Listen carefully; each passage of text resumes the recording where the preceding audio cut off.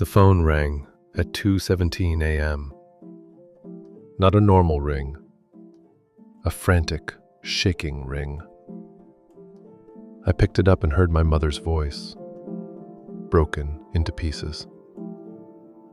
"Arjun, come home. Your father. He collapsed." For a second, I couldn't breathe. I remember staring at my laptop screen, a job application tab still open, the same tab I'd told myself I would submit tomorrow. And in that moment, something terrifying hit me. Sometimes tomorrow doesn't just steal your dreams, it steals the people you love. Stay with me, because what happened next at the Temple Ghat still feels like a message from God delivered through a stranger. My name is Arjun, and I used to be addicted to one word: later. Later I'll study. Later I'll apply. Later I'll fix my life. Later I'll talk to my father properly. Later I'll pray properly. I wasn't lazy in the way people imagine. I was talented. That's the most dangerous kind of person to be, because when you're talented, you can survive on last-minute miracles for years. And those miracles make you arrogant. My father worked in a small manufacturing unit. 12-hour days, rough hands, quiet pride. My mother managed the house like a temple. Food, bills, prayers, and worry. And my sister? She was brilliant. A scholarship dream, the kind of child who studies with a candle when the power goes out. But our life was not a movie. 1 month of sickness, and savings melt. One unexpected expense, and debt begins to breathe behind your door. We had a small loan, then another. And when money is tight, every sound becomes louder. The pressure cooker whistle, the electricity bill notification, the silence after your father sighs. My father never said, "You are my last hope," but I could feel it in the way he looked at me when he thought I wasn't watching. So yes, my dreams weren't just mine. They were my family's breath. And still, I kept delaying. One evening, my friend texted me, "Bro, this company is hiring. Deadline tonight. Just submit your documents." I said, "Easy. I'll do it after dinner." After dinner became after scrolling. After scrolling became after one more video. One more video became 1:30 a.m. I opened the portal. My hands moved fast. Upload resume, upload ID, upload marksheet. Then the website refreshed. A red line appeared. Submissions closed. Just like that. No drama music, no warning, just a cold sentence. I stared at the screen until my eyes burned. And then I heard my father in the other room coughing, trying to hide it. I wanted to scream. Not at life, at myself. But even then, my ego whispered, "It's okay. Another chance will come." That's the problem. Your ego is a sweet liar. 2 weeks later, the real collapse arrived. My father's health had been unstable, but he refused to stop working. That night, I was at home, pretending to study. The books were open. The mind was elsewhere. At 2:17 a.m., the call came. I ran. Barefoot, heart pounding like a drum in a storm. When I reached home, my mother was sitting on the floor. Her sari was disordered, her eyes empty. My father lay on the bed, unconscious, breathing shallowly. The ambulance arrived late. We rushed him to the hospital. Doctors moved like they had done this 1,000 times. "BP is dangerously low. Possible cardiac event. Family, please wait outside."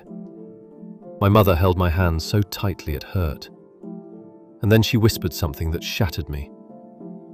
"Arjun, your father kept saying, 'Just give my son time. Just give my son time.' Time. The same thing I was throwing away like garbage. I stepped out of the hospital corridor and walked without knowing where I was going. And somehow, my feet took me to the river ghat near the temple. Because when life crushes you, you either fall into darkness or you search for God." It was near dawn. The sky had that deep blue color India wears before sunrise, like even the heavens are holding their breath. The temple bells were silent. Only the river moved. I sat on the cold steps, shaking. And then I noticed an old man sitting a few feet away. He wasn't dressed like a rich guru. No fancy robe, no performance. Just a calm face and eyes that felt ancient. He looked at me and said softly, "Your hands are trembling, my child." I didn't answer. He asked another question. "Who are you angry with?"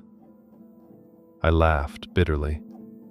"With myself," I said, "because I keep postponing my life, and now I might lose my father." The old man nodded like he already knew. Then he said something that hit like thunder. "Sometimes God does not punish you with pain. He punishes you with delay." I swallowed. He continued, "Delay is a form of blindness.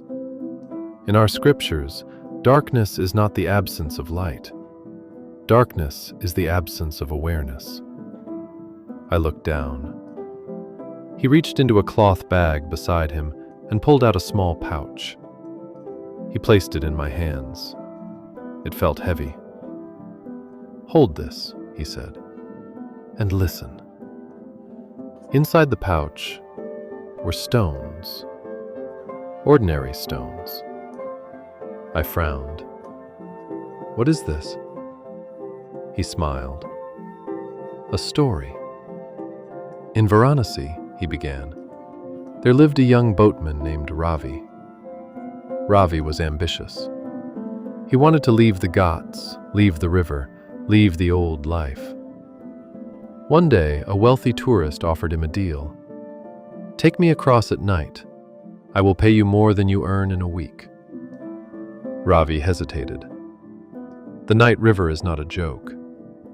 But greed speaks louder than wisdom. He agreed. The boat moved into darkness. The wind rose.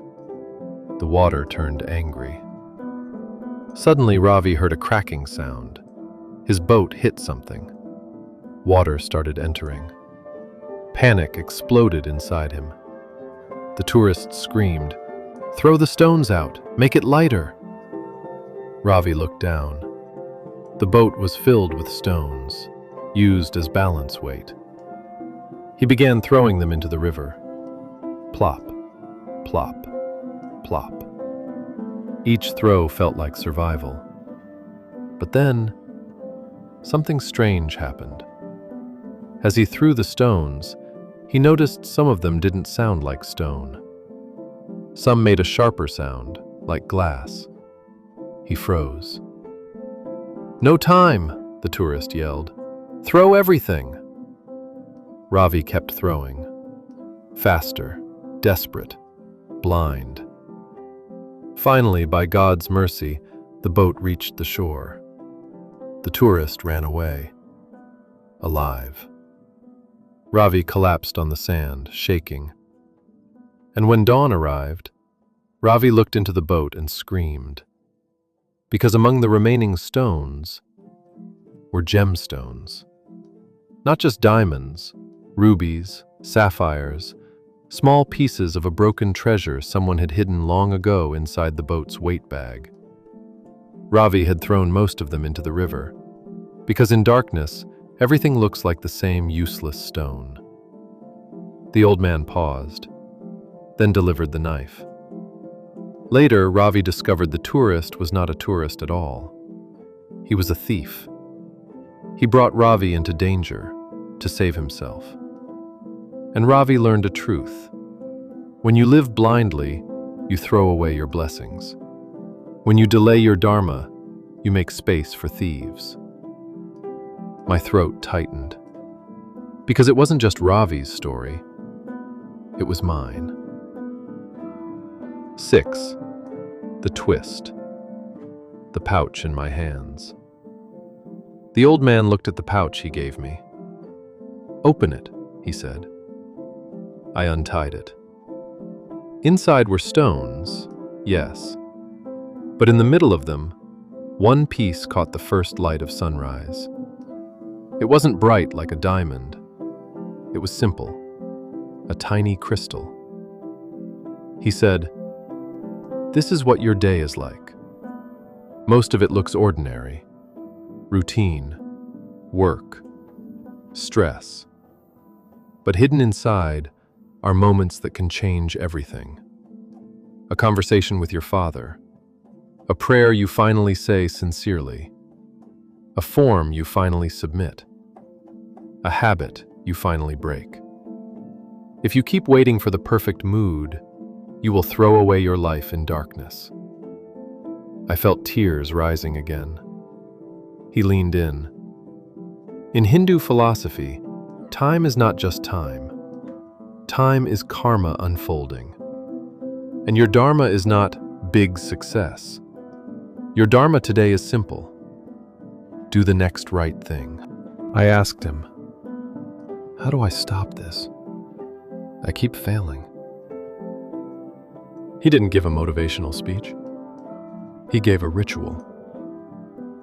"Tomorrow morning," he said, "before your phone, before your tea, sit for 2 minutes, hand on chest, breathe in slowly, and say, 'My mind wants comfort, but my soul wants truth. Today I choose dharma over delay.'" Then he added, "And do one hard thing immediately. 1, not 10, not 100. 1. I nodded. He pointed to the temple. "Devotion without action is a lullaby. Action without devotion is anxiety. You need both." I rushed back to the hospital. My father was still unconscious, but his breathing stabilized. The doctor said, "He's out of immediate danger, but his body is exhausted. He needs rest." My mother looked at me like she was seeing me for the first time that day. I didn't promise her miracles. I didn't say, "From tomorrow I will change." I said one sentence, "Ma, today I will start." That day I made a plan on paper, not on an app I would forget. I called my friend and asked for new openings. I fixed my documents.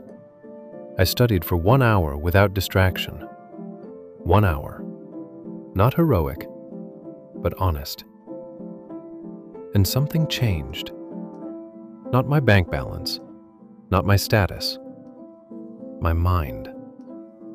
Because the moment you stop delaying, your heart stops bleeding quietly. Now listen carefully.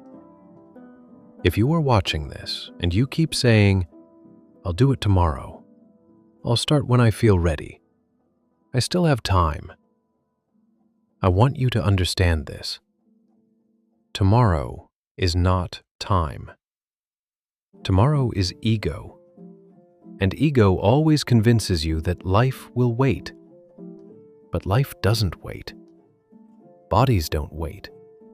Deadlines don't wait. Parents don't wait. So here is your diamond, right now. Choose one hard thing you've been delaying and do it today. No drama, no perfection. Just dharma. Comment below. What is your tomorrow? The one thing you keep postponing that is silently destroying your peace. Write it. Name it. Because what you name stops owning you. May Krishna give you courage. May Shiva destroy your laziness. May Ganesha remove the inner obstacles you keep feeding. And may you stop throwing away diamonds in the darkness of delay.